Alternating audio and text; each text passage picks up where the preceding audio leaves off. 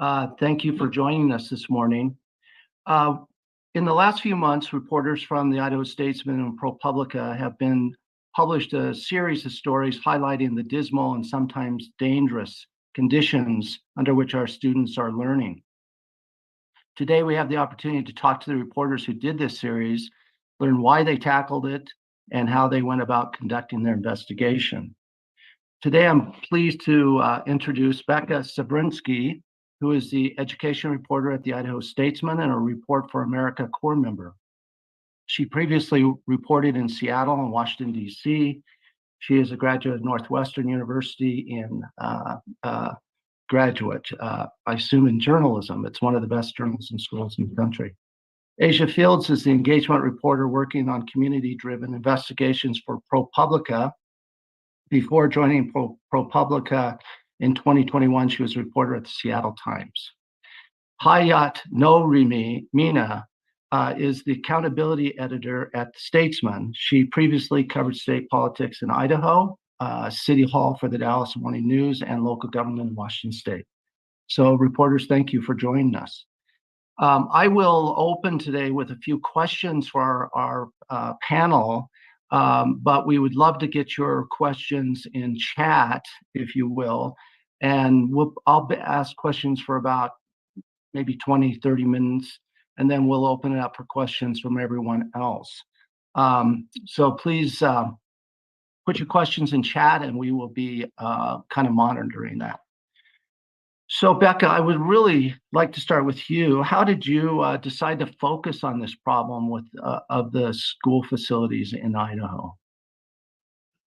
Yeah, so we had been hearing from education stakeholders and superintendents and teachers about how their buildings were falling apart and they were really struggling to maintain and replace their aging facilities. So in some schools we heard, water was leaking from the ceiling and they were having to put trash cans in the hallways or buckets to catch it. And in others, they were struggling with heating and cooling. So students were having to wear coats all day. Our bathrooms were regularly closed because of failing plumbing. And this has been a problem in Idaho for decades. So it wasn't new, but it was something that we've heard, school districts are continuing to struggle with. And we know that Idaho has some unique situations. So in Idaho, 2/3 of voters have to support a bond for it to pass, which is a really high threshold, and it's pretty difficult for a lot of communities across the state to meet. And it's one of the few ways that districts can fund new construction. And then we also know there was a report a few years ago from the Office of Performance Evaluations, and that estimated the amount of money that it would take to bring every school up to good condition. But they acknowledged that was, really just a rough estimate. They didn't look at the specific issues that school districts were facing or the specific, conditions that would need to be repaired or replaced. And they acknowledged that it was likely low. And so we were really hoping to, with this project, figure out how widespread of an issue this was, how it was impacting students and teachers, and why Idaho has struggled for so long to repair and replace its school buildings. Maybe you and Asia could tell us how this partnership between ProPublica and the Idaho Statesman came about. Asia, do you want to take the lead on that and then have Becca jump into? Sure, yeah. So ProPublica is a national nonprofit investigative newsroom, and one of our missions is to support local journalism across the country. So we have a program called the Local Reporting Network, where local newsrooms can apply to be to partner with ProPublica for typically a year, sometimes longer, to work on one specific project. And so really it's driven by, reporters like Becca, but often we bring in different teams on ProPublica's side to, assist with reporting or, data work or visuals, like creating the really beautiful piece that one of our designers put together for this project. And yeah, I'll let Becca talk about how this partnership came to be. Yeah, so we first applied to be part of ProPublica's local reporting network maybe around 2 years ago at this point. And we essentially pitched this project that we really wanted to look into, the condition of school facilities in Idaho, but we wanted to have additional resources. So a lot of this project, getting to visit the number of schools that we did and getting to spend as much time kind of compiling all of the resources that we did, that would not have been possible without ProPublica. And I Hyatt, can, do you, oh, yeah, I can speak a little bit about Yeah. at the very beginning, we actually I met with ProPublica at the IRE, the Investigative Reporters and Editors Conference. And the cool thing about this project or this program is that they're really open to providing feedback before we submit the final application. So as our accountability team, we started out with 3 proposals, with Becca having the school facilities proposal, being the one shepherding the school facilities proposal, especially. And that was her own idea, and she brought it forward, and it ultimately ended up becoming the strongest proposal out of all 3 of them. And the cool thing is that we were able to talk to one of the ProPublica editors in the process.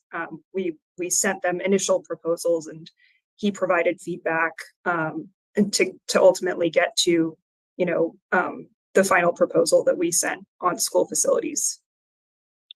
I understand you all did a survey of Idaho superintendents and got a really great response for that survey. About 91% of the superintendents you sent it to. Can you tell us about that and why you did that? Yeah, so early on, we knew we wanted to try to, we didn't have, hard data on exactly how different schools and districts were doing across the state. So we kind of wanted to fill that gap by creating our own. We thought that it might make sense to reach out to superintendents and ask them about their districts. And so we reached out to all 115 superintendents in the state. Or actually, sorry, I should back up. First, we consulted with a few superintendents. We knew that they're extremely busy, that they have a lot on their plates, that they often get surveys like this. And so we really wanted to figure out what might, prevent them from filling it out, how we could make it as simple as possible while still getting information, like any barriers we could address beforehand. And so we got great feedback from about 4 superintendents. We updated our survey. And then we worked with regional superintendent leads, as well as the Idaho Association of School Administrators, to help us spread the word to superintendents in the state. And I think that really, really helped with the response rate. Like some people were more likely to fill it out when they heard from their peers and from, organizations they already trusted, encouraging them to fill this out versus just receiving an email from us. So that's how we got 91% of superintendents to respond.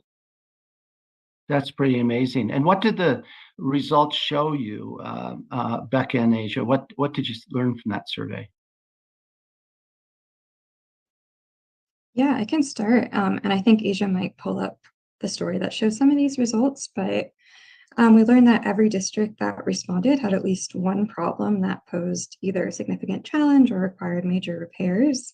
And 78% said they had 5 or more. So we presented, superintendents with a list of common issues that we had heard about and asked which ones that they had. About 20% said they had 10 or more problems. And yeah, as you can see on the screen, some of the biggest issues included heating, cooling, concerns with the roof, accessibility for people with disabilities, security, bathrooms and plumbing. That's quite the list. Yeah, that's quite the list. And did you heard from, I guess, 200 people as you were starting to work on this story? It sounds like people weren't reluctant to talk to you. It sounds like that after you gained some trust with them, they were really eager to tell you about their situation. Yeah, and just going back a second on the superintendent survey, I also wanted to mention that this is in the story, but 88% of superintendents who filled out our survey told us that funding was the thing preventing them from addressing facilities issues. And yeah, and besides superintendents, or in addition to superintendents, we heard from 200 community members, from parents, students, teachers, folks who had gone to schools decades ago. And it was really amazing. They told us about, their experience with the schools in their community. And there were a couple of different ways we collected this information. We had a form that anyone could fill out. It was on both ProPublica and the Statesman's websites, asking different questions, asking if people had photos of some of the facilities issues they described. And we shared this pretty widely. We posted it in different Facebook groups in Idaho, on Reddit, different social media. And we also, during a particularly hot, for a lot of schools, it was the first week of school and the temperatures were really hot. We had reached out to hundreds of teachers who we knew were back in school to ask about how things were going in their classrooms, since so many of them told us that they didn't have air conditioning. We also received a lot of help from the Idaho Education Association, who helped us spread the word to their 10,000 members, as well as groups like Idaho Business for Education, and some local papers and radio stations also helped us spread the word.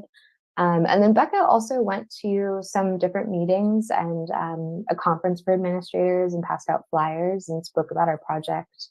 And I know we'll talk about this more, but we also visited some 39 schools across the state. Yeah, I was going to ask you and Becca about this.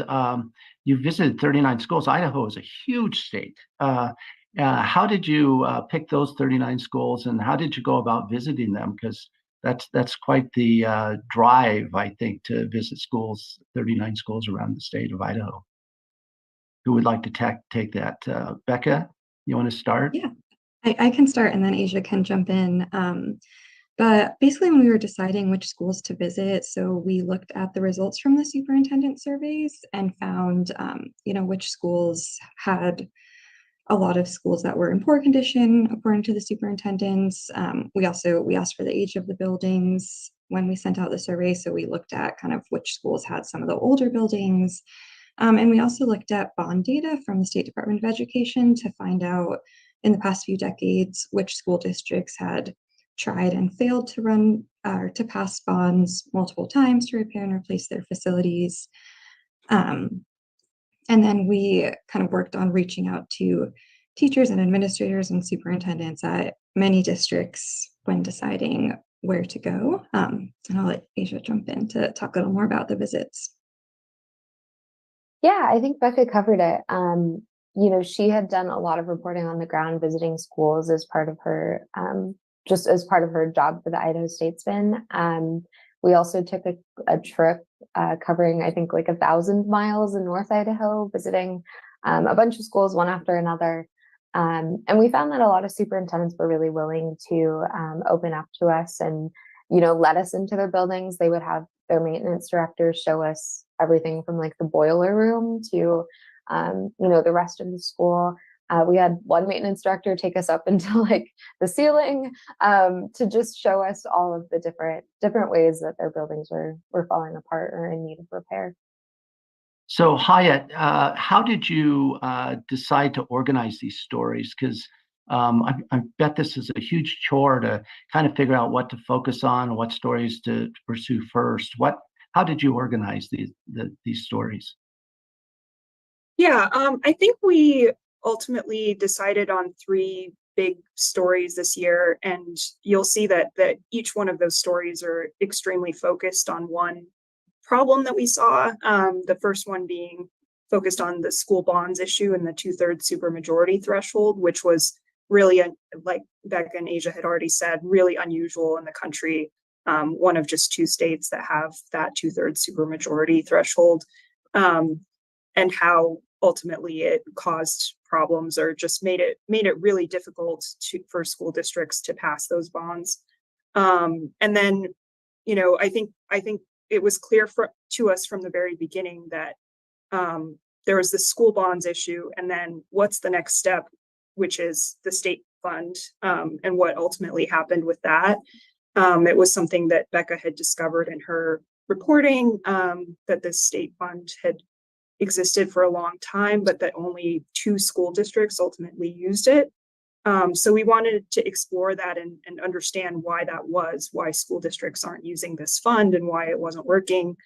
And then we knew from the very beginning, Becca wanted from the very beginning to start to do a comprehensive assessment, because that's what had been missing in Idaho for so long, since 1993. And from the very beginning, she said, I think we should do a comprehensive assessment. And I was like, yes, we should do that.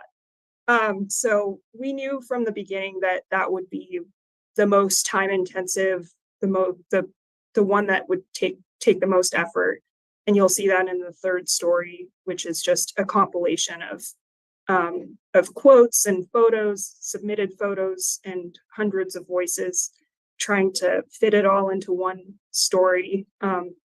And I think that's kind of what we were going for, is just having the final story be really centered on the voices from students and educators. So one of you, since you touched on it, Hyatt, this fund, I was interested in when I talked to you about why this fund hasn't really worked very well. And since you brought it up, could one of you comment on that, why it's not a very effective way to help these schools out?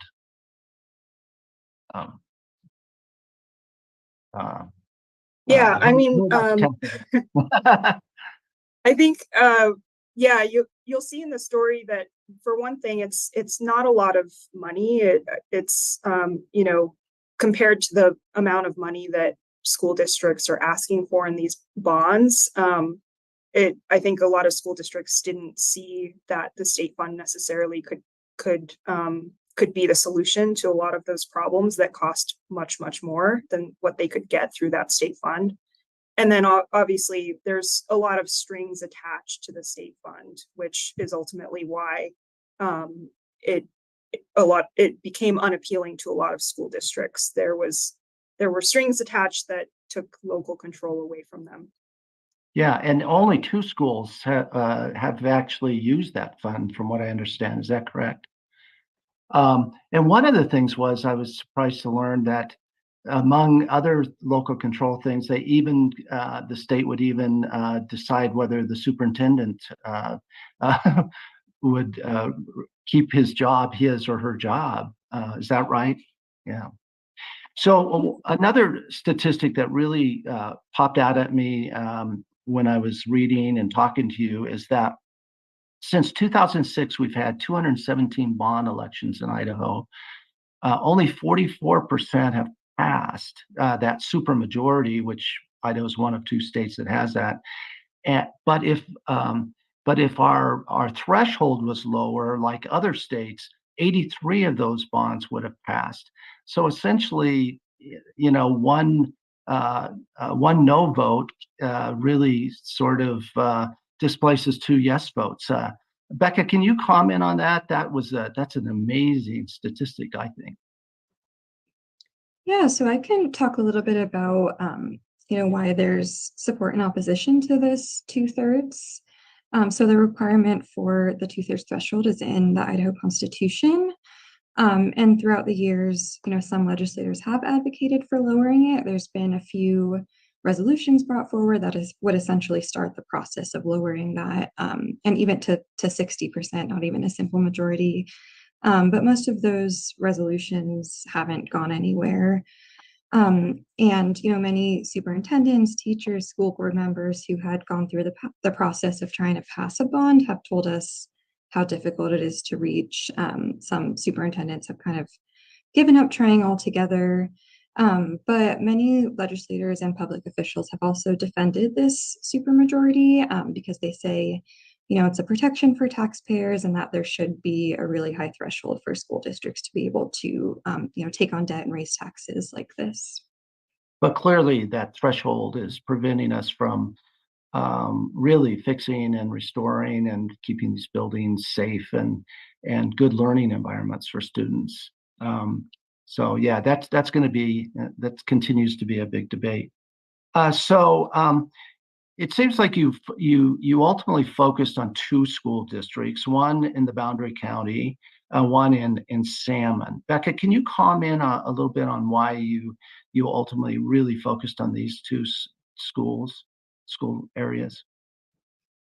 Yeah, so for that first story on Boundary County, we were looking at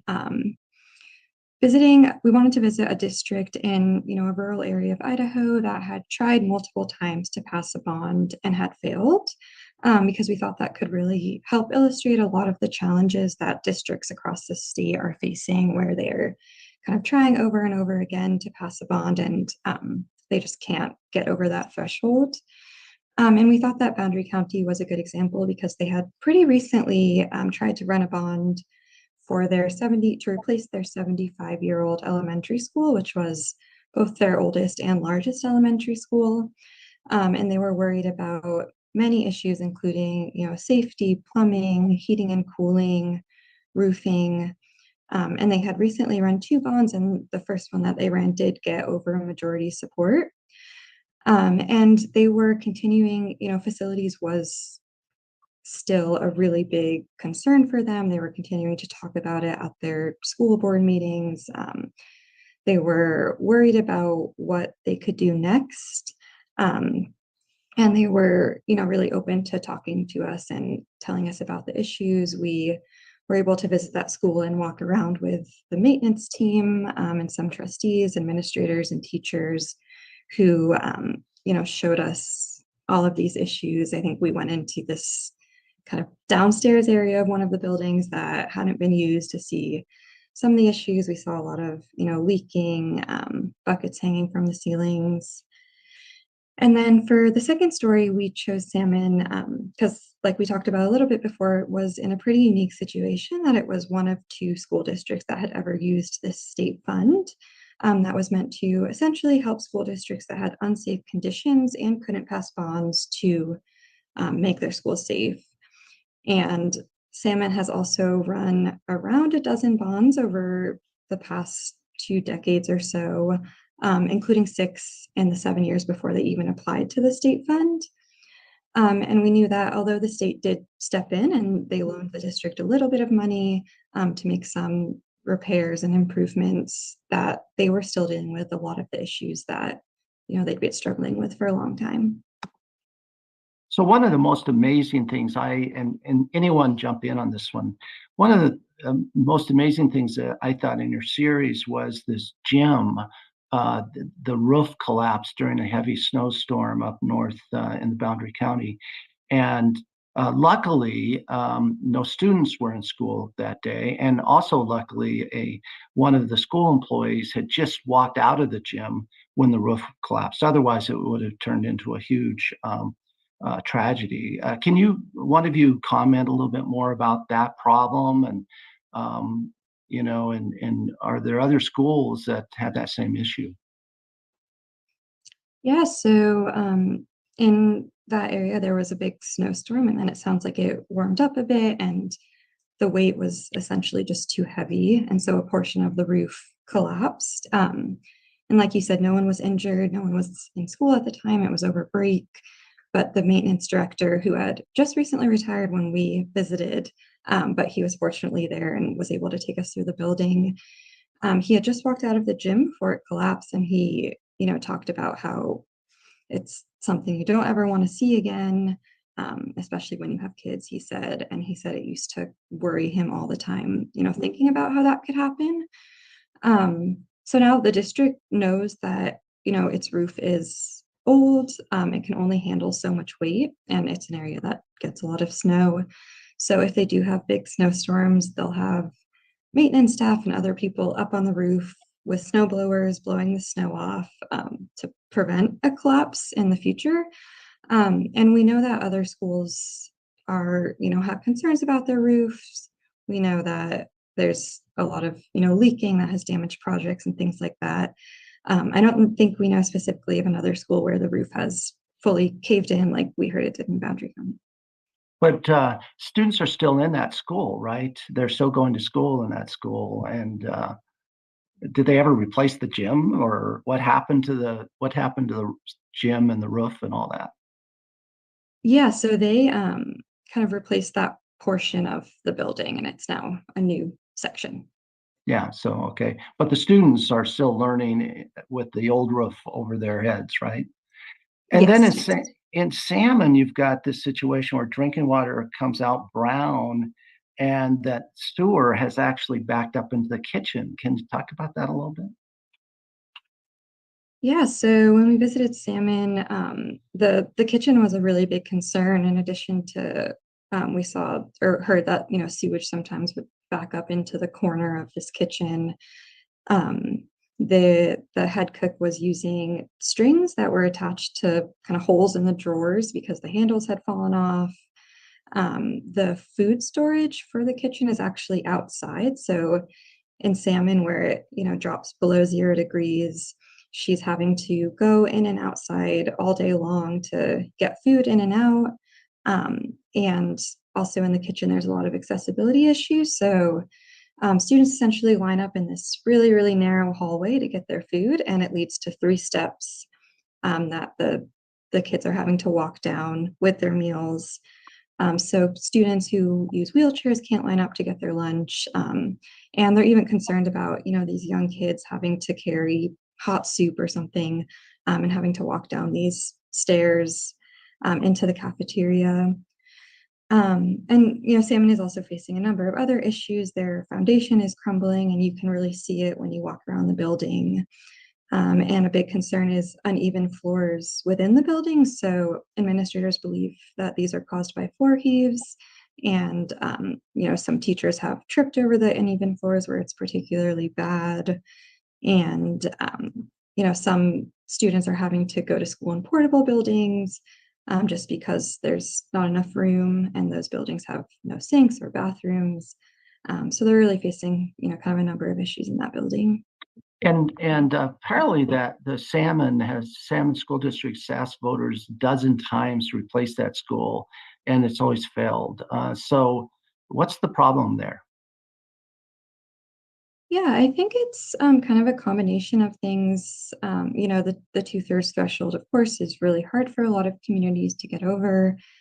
Um, I think they might have shown some distrust in the community when they did apply for that fund, and the state essentially stepped in and taxed the community for something that they didn't agree to. And then in some elections, we heard that community members felt that they weren't involved in the process. And others, we heard that some felt the district was trying to build too expensive a school. Some people felt they just couldn't afford the tax increase. And it's a community where generations of people have gone to that school. So we heard from a lot of students or teachers who said their parents, their grandparents had gone to that school. So there was kind of this sentiment of, if it was good enough for them, it was good enough for their kids or their grandkids. And then there were also in some of the elections, I think the more recent ones, just some efforts kind of rallying against the bond, and that created some tension in the community and disagreements over social media. Mhm. We do have outside groups sort of working behind the scenes to defeat some of these bonds. Is that correct? I mean, yeah. So it's not just homegrown. There's forces at work to defeat these as well. I want to remind everybody to, if you have a question, to put it in chat. We'll be getting those just a moment, and also in chat you'll find a link to the stories that Becca, Asia, and Hyatt have been working on, in case you haven't read them. One question around the salmon situation is that we know that salmon is in a seismic area. We've had that tragic earthquake years ago in Chalice that killed 2 students on their way to school. We know that a couple of years ago there were repeated earthquakes in the Sawtooth Mountain Range. So are people in salmon concerned at all that their kids are in a building that's crumbling, and yet they're in a seismic area? I think some have. The work that the state did do when they stepped in around 2013 was partially to make that school more able to withstand earthquakes, because that was, and is still a concern today. But yeah, some teachers and community members worry that, what the state did isn't enough, and it's still a very old building that's just, they feel isn't really functional for what they need today. Yeah, yeah. So it is a concern up there, but they just can't manage to get it approved, sounds like. One other thing that I was really interested in, and this gets to the bigger picture. Um, I think in one of your stories, you said there's research that shows that students that are learning in these dismal and sometimes dangerous environments, really it affects their academic outcomes as well.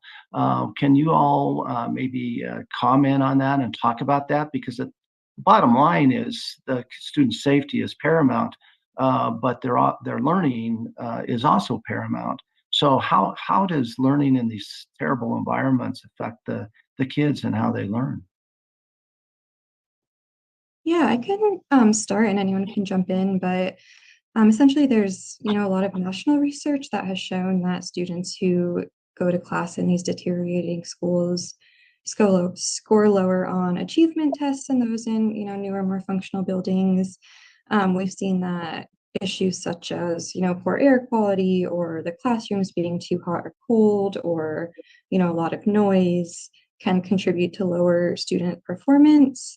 And we've also seen just in our reporting that these conditions can have a negative impact on student and teacher morale.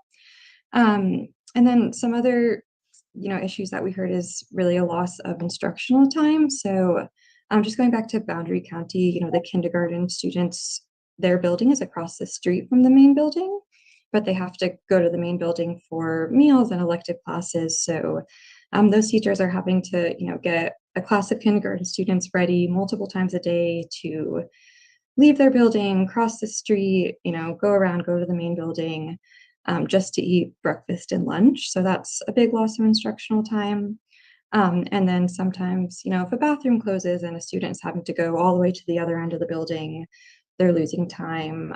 Or when it's, like I said, the temperature, if it's too hot in the classroom, students, we've heard, are sometimes just kind of putting their head down and really struggling to learn.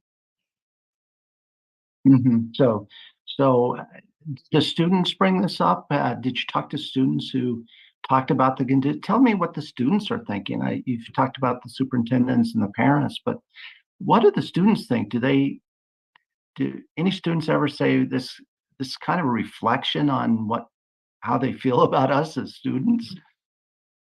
Yeah, so I should say when we visited schools, at quite a few of them, we were able to meet with students. And when we did, we had them do an activity where we passed out note cards and we had them write down, things that they liked about their school, things that they would improve, and then the way that it affects them.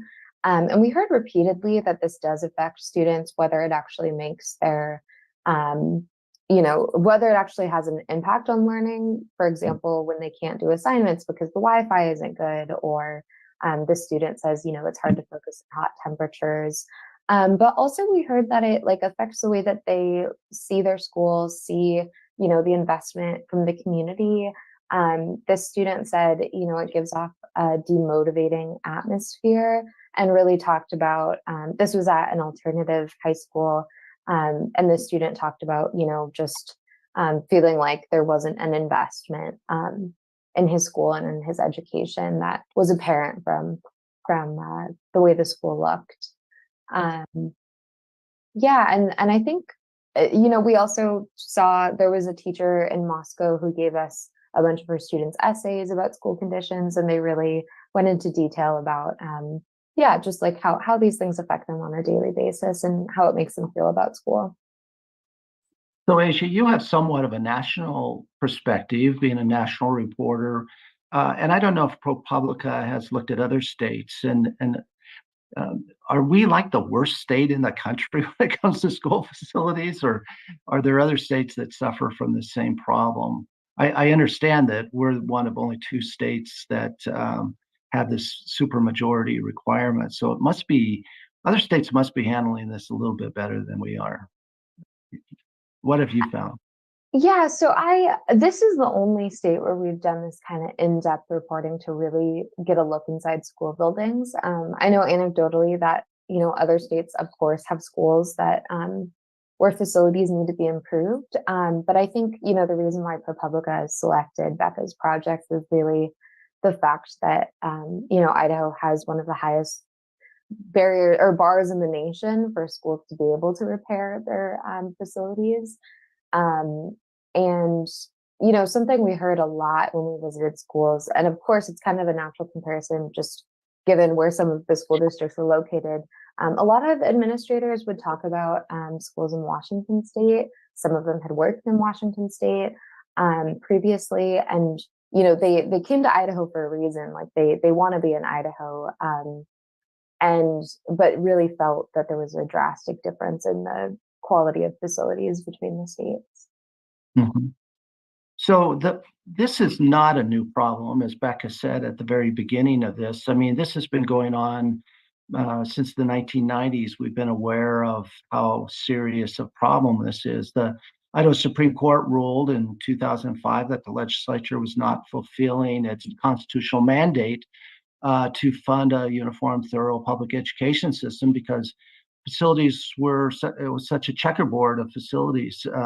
Salmon, Boundary County, other places, roofs falling in, sewer backing up into kitchens.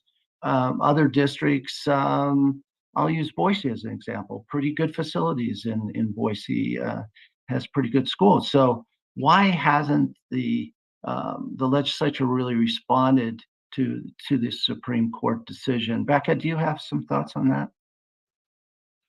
Yeah, so the legislature did take some steps in 2006 in response to this Supreme Court decision. And one of those steps included creating this state fund that we talked about earlier for schools that have unsafe conditions. And they, pass bills that help a little bit to pay off the interest for schools that do pass bonds. And so some legislators do feel that the legislature is fulfilling that constitutional mandate. But, a lot of others said, and we, quoted some in our story that said they don't think they're meeting that mandate. And they've, acknowledged that many communities can't pass bonds, and that a lot of schools across the state are crumbling or, places where they're growing, they are overcrowded and they're not able to build new facilities. So a lot of, legislators and public officials have acknowledged that they feel that they need to do more to fulfill that constitutional mandate. And we are seeing, some other steps being taken now. Mm-hmm. So one of our listeners is curious about access to the internet. In some schools, that about 10% reported this as a problem, but many of us thought that internet access was a bigger problem, especially in some of our rural schools. Can one of you comment on that? I was just going to mention, and Becca can definitely talk more about this, but in your question about state assessments and just the fact that one thing that really struck me in the reporting is the fact that so many teachers had mentioned students getting booted off the Wi-Fi in the middle of state standardized tests, which of course is going to impact the results there. So that's just something that I wanted to note. That's amazing. Students getting kicked off the internet in the middle of the state assessments. You found that teachers talked about that, and then we expect the students to actually excel on those tests when they get kicked off and they have limited time to respond to those tests. It's pretty amazing. I know that when we were in the COVID and IBE was working on trying to close the digital divide, one estimate by a national group said that 44,000 students in Idaho did not have access to the internet. And of course, that problem is still there because we haven't made a lot of progress on that. But so I would like to ask Becca, what is next with this issue? Are you, or maybe all of you weigh in on this actually, What is next? Are you planning to continue to work on this project, to continue to do more stories about the infrastructure in Idaho? Yeah, I can start and then others can kind of weigh in, but we are, still working on another story that will come out probably by the end of this month on this issue. And then we're also going to keep reporting on what happens in the legislature. And we saw the governor proposed that he wants to invest $2 billion for school buildings over the next decade. And he called in his State of the State speech to make this priority number one. And we'd also Can I pause right there and share something with you that I have insider baseball on? This is Representative Mickelson from Idaho, but the bill that's going to be able to be run is going to be $1 billion, not $2 billion. So just so you know, when you move forward, that the number is going to be $1 billion, not $2 billion. Representative, that's amazing. Some of us have been really wondering because the governor and everyone has kept this close to the chest for some of us. Can you tell us any more about this? Yeah. So what it is that we have. Hold on, let me get my iPad. What it is we got the first run of the bill. I met with the governor and a group of us yesterday. Between the negotiations that went on, and I have to be careful how I say this, between certain people on the House side and the governor's office, what was going to be a $2 billion investment got reduced down to $1 billion. So they're going to take $125 million. They're going to bond it for $1 billion. Then they're going to send that money back out based upon average daily attendance. So it'll be allocated back out based upon average daily attendance. There will be a cap on the Boise School District because they have a special levy district, taxing district, because they were a school district before we were a state. So they have special levy capacity that other districts do not have. The other thing that you will see in that bill is they're going to actually create models for different buildings of sizes so that you're not going to have re-architectured, engineered buildings everywhere. And that money will only it's not to go to athletic facilities if it's primarily used just for sports. But if it's used as a gym and a lunchroom and things like that, they can use that money for that. It's going to require school districts will all be required to have a 10-year maintenance plan. And they're going to take $75 million in new money to fund paying of bonds, levies, and plant facilities. They're going to allocate $400 per student, which is another $50 million to the Charter School Facilities Fund. And in this bill, the give was they were moving the state income tax level from 5.8 or 5.9 down to 6.95%. And they're gonna basically phase out the bond levy equalization, but they're going to hold school districts harmless for 2 years, trying to get them to be able to clear out that debt, I guess, if you will. So that's kind of how it's going to work. And then they're going to eliminate the August election date. The August. So that leaves like one, I think, one other than the general election, at least one date, right? I have a feeling that Becca might be wanting to talk to you after this call. Okay. but I just thought I'd jump in there because they had a different number in the state address.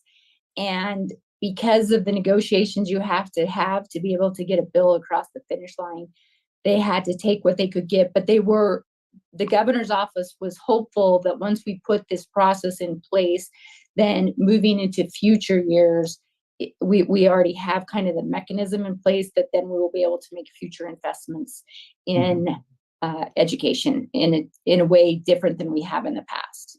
So this will still be a 10-year plan, but it'll be $1 billion, not $2 billion. You also mentioned that there's an income tax cut in this legislation. Takes the income tax from what to what?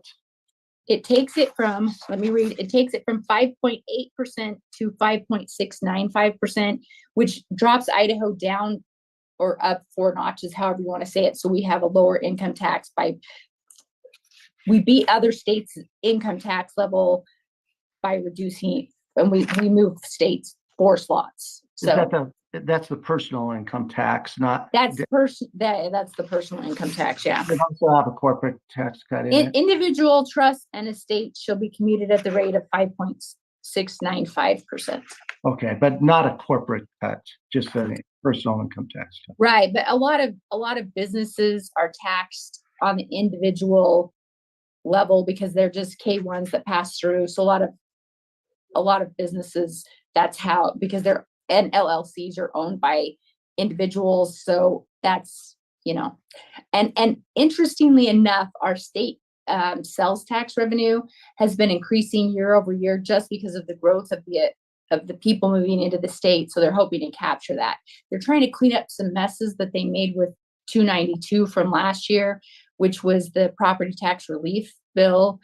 So there additionally could be some more money that's kind of funneled through that 292 of last year. They did some cleanup stuff with that in this, but the hope is that, and they changed the lottery money. That's where that 75 million is coming from. I got the bill yesterday late, and I just started reading it, and I jumped on yours because I had a conference call I was in the middle of, so I haven't finished completely the bill, but that's kind of the way it goes. I know that some of the smaller schools are a little bit disappointed, but the problem is there's really not a lot of different ways they can do it, making it equal, uniform, and thorough on the state level.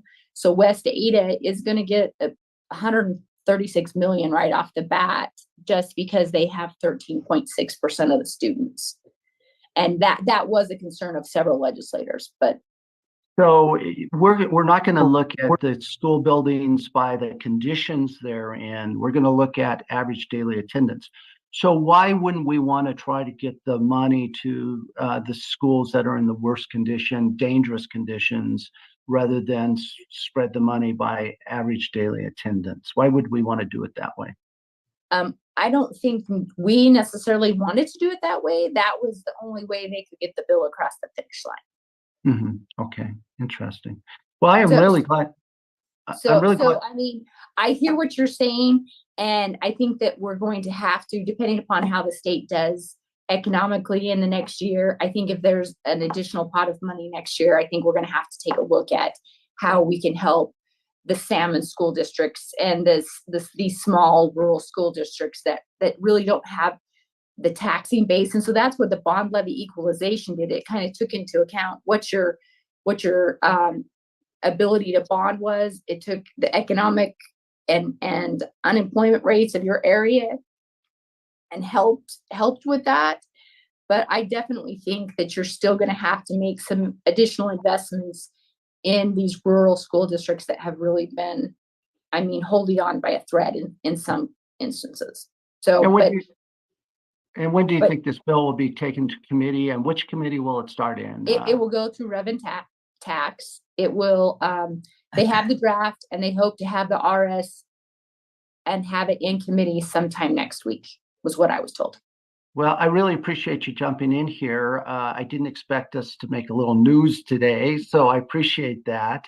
Okay, well, keep it under your hats, a little bit for, but that's that.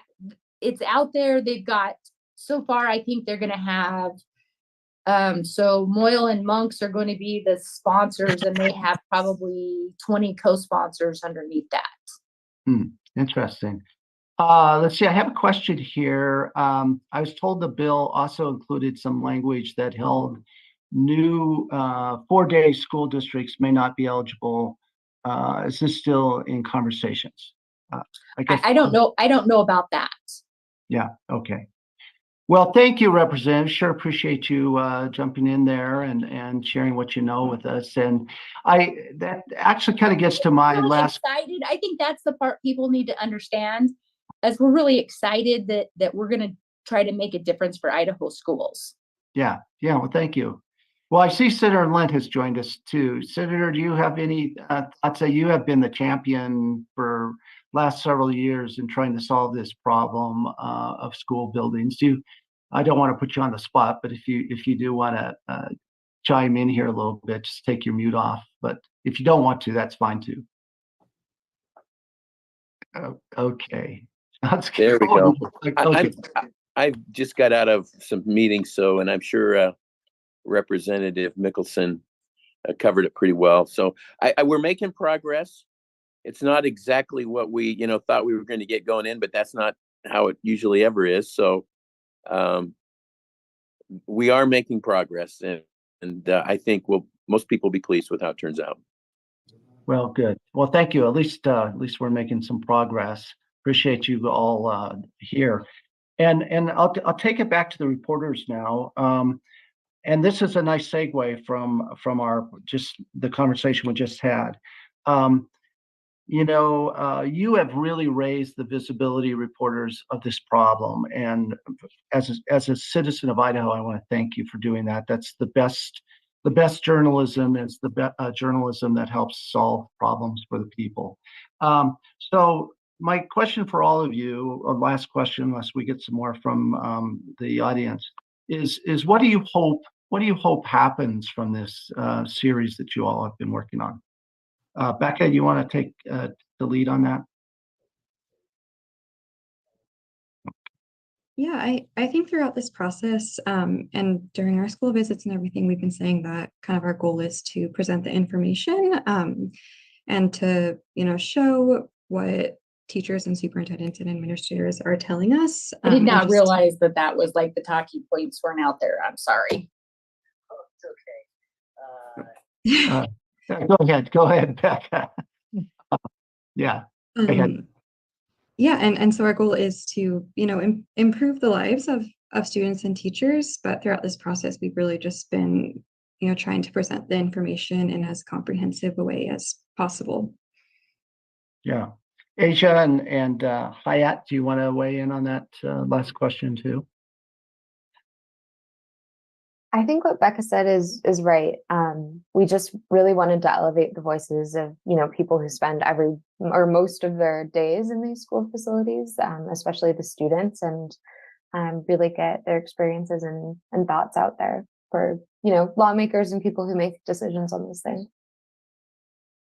Yeah, and I think we just wanted to just do it in the most comprehensive way possible. We've been getting these sorts of tips for so long, and obviously it was never a secret, all of these problems, and so we just kind of wanted to present the information as comprehensively as possible.